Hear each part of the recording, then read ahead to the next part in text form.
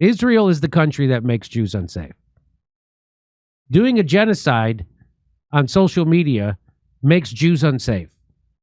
Doing a genocide in the name of Judaism makes Jews unsafe. So while the Israel Firsters denounce all critics of Israel as anti-Semitic, Jimmy Dore is out here to reveal that Israel is the country making Jews unsafe. Why so many American politicians have doubled down on Israel's atrocities in Gaza, and actually the dissident movement within Israel that is actually rising up against and criticizing Netanyahu, a story that's being completely covered up here. Let's get his take on this. Please like the video and subscribe to the channel. Guess what? Hundreds of thousands of people, Jews in Israel, have turned on Benjamin Netanyahu. Hundreds of thousands are protesting his stupid war because they want his war to end, and they know he's the one extending it. He's the one standing in the way of the hostages being released and returned. He's the one. They know this. Hundreds of thousands of protesters gather in Tel Aviv to demand an end to the Gaza war. Wow. Yep, they're protesting because they want the government to stop killing all the people that their sons in the military want to sexually abuse. Anyway, so here's a little bit of the look at that protest. This is in Tel Aviv. Tens of thousands of Israelis have joined nationwide protests in one of the largest demonstrations in Israel since the fighting began. The day of nationwide protest aimed to pressure the government to halt the military campaign and bring the hostages home.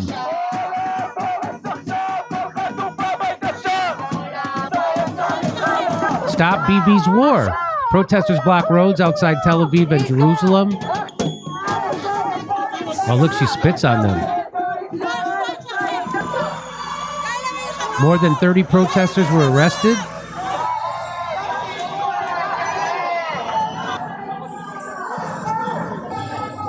Look at all those. The day of protest culminated with a rally in Tel Aviv. They only arrested 30 people out of all those hundreds of thousands. The decision is widely unpopular. The decision to invade Gaza City. So the decision that Bibi Netanyahu made to invade Gaza City, very unpopular among Israelis and many of the hostages' families. And it is unpopular amongst many dissidents there. We shouldn't look upon this with mystery because there are dissidents in the United States not complicit with the evil atrocities of our own government. It is few and far between in some extent.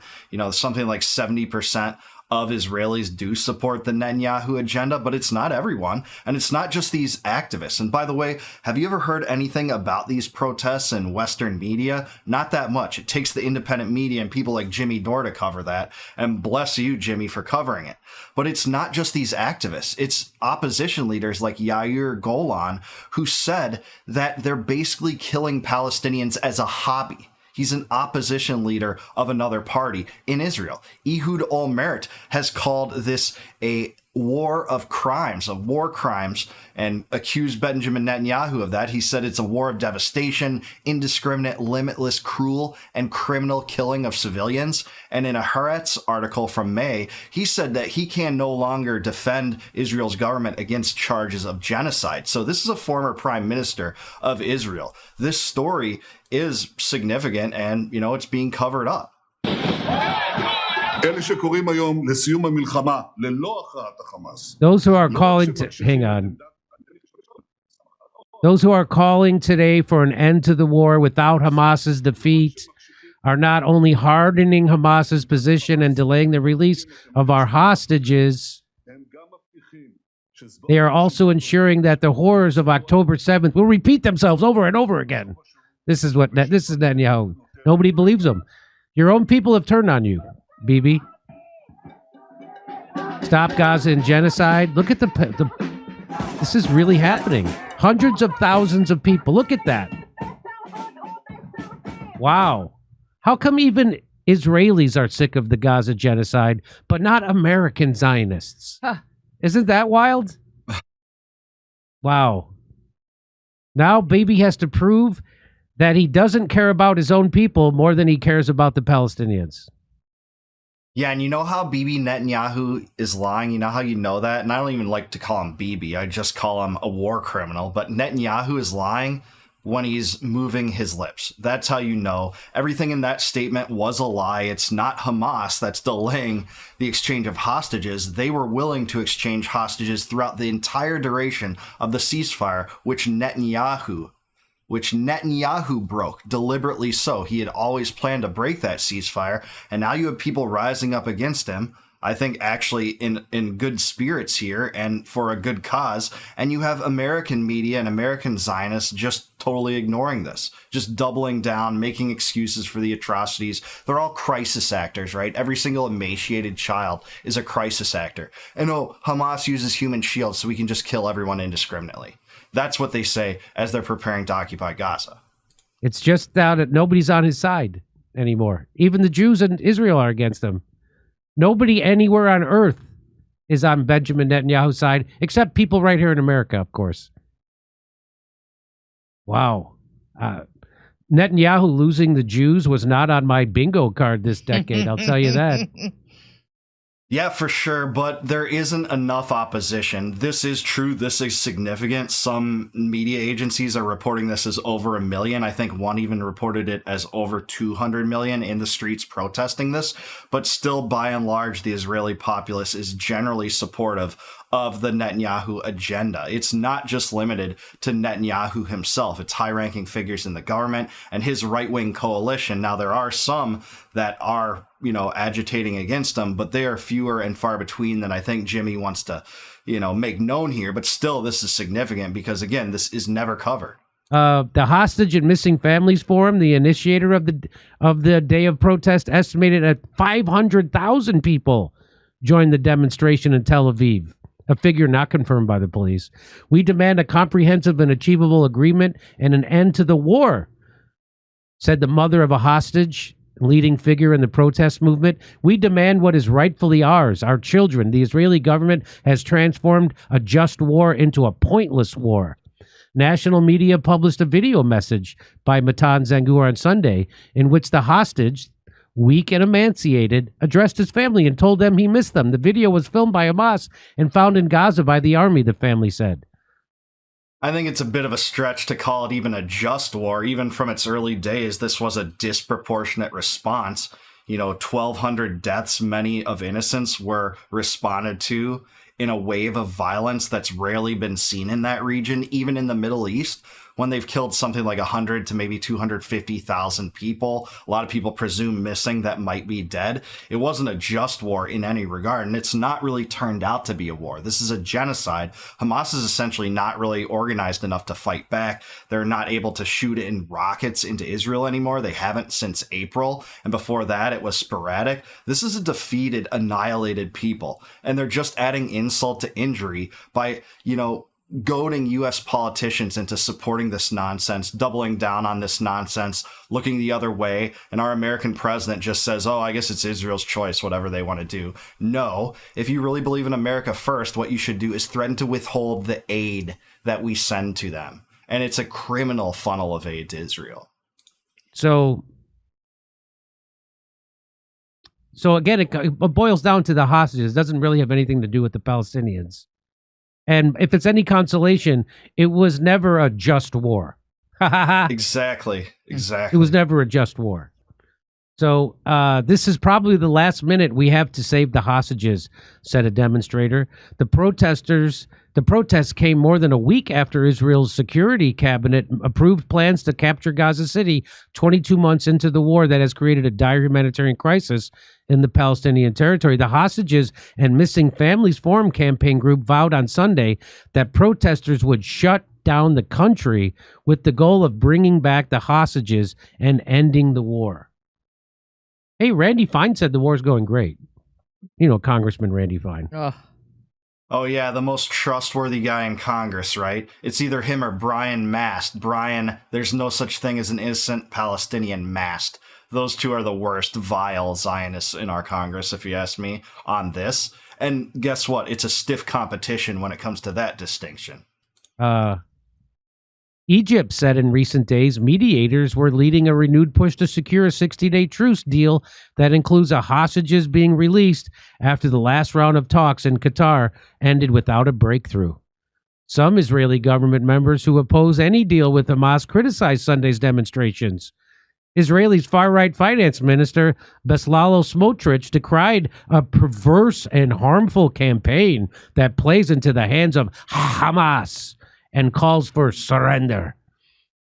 Well, what you can do is surrender to the laughter when I'm going to be in Rutherford, New Jersey, Calgary, Edmonton, Vancouver, Chicago, Appleton, Wisconsin, and Fort Wayne, Indiana, Louisville, Kentucky. Go to jimmydore.com for a link for tickets. But there's more to the story. Benny Gantz, an opposition leader, condemned the government for attacking the families of the hostages while bearing responsibility for the captivity of their children by Hamas for nearly 2 years. Israel's military offensive has killed at least 61,000 Palestinians. And by the way, that's on the low end of the estimates. There are estimates that go above 100,000, and this number usually doesn't even include people that are missing, many of which can be, again, presumed to be dead, so the figure is probably much higher than that. But it's just not only the ethnic cleansing campaign, it's the starvation campaign, which we've heard plenty about from whistleblower Anthony Aguilar, who did work at the GHF because the HF is the organization with a total monopoly on aid, and I put aid loosely because it's 4 aid stations that were reduced from 400 in which water isn't distributed, in which 2 of which are open at any given day, not all 4 at the same time, and on any given day it's 15 minutes of aid providing. They throw the food out on the ground, which requires water to heat anyways, which they don't distribute, and people are stampeding each other while the IDF is firing live rounds into the air. We know this from whistleblowers. And this is just criminal. It can't go on. Again, you even have people like Ehud Olmert, the former prime minister of Israel, calling this an attempt to set up a concentration camp. They call the ruins where Rafah once stood to be, a future humanitarian city. It's a concentration zone. And dissidents within Israel are calling this a concentration camp. They can't just keep getting away with this such that no one opens their eyes and recognizes it. They can get away with it, I suppose, with U.S. bankroll and media and the political establishment behind us, behind them. But thankfully, we have, again, the independent media to talk about this stuff. The figure does not include the thousands believed to still be buried under the rubble or the thousands killed indirectly as a consequence of the war. So here's Israeli police viciously attack war protesters. I don't need to see that. Wow, who knew there were so many Hamas supporters in Israel? 300,000 protesting in Tel Aviv right now after 2.5 million gathered around the country today. Imagine a day-long protest with 80 million people in the United States. Enough. Let life win. Wow. 2.5 million gathered around the country. There's only like 10 million people in all of Israel. Yeah, I mean, this was an impressive demonstration, an impressive show of numbers, if nothing else. And again, it's receiving very little coverage here because everything is behind the Netanyahu regime, the Netanyahu quest to, support the Greater Israel Project, expand Israel's borders through the West Bank, through parts of Syria and Lebanon, parts of Sinai, even parts of Iraq, if you look at some of these maps. And yeah, Jimmy's right. This is a significant thing, and the backlash is palpable. Too many people in Israel still do support Netanyahu. Hate to say the same about my own country, too, but this is significant. Wow. That's, wow. Wow. Israel is the place that makes Jews unsafe. Israel is the country that makes Jews unsafe. Doing a genocide on social media makes Jews unsafe. Doing a genocide in the name of Judaism makes Jews unsafe.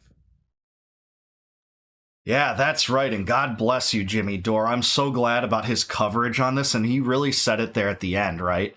In a world where we're constantly told we're anti-Semitic, we're Jew haters, the Jewish critics of Israel are often called self-hating Jews. It doesn't matter who you are. You can be the son of Holocaust survivors like Norman Finkelstein and still be told that.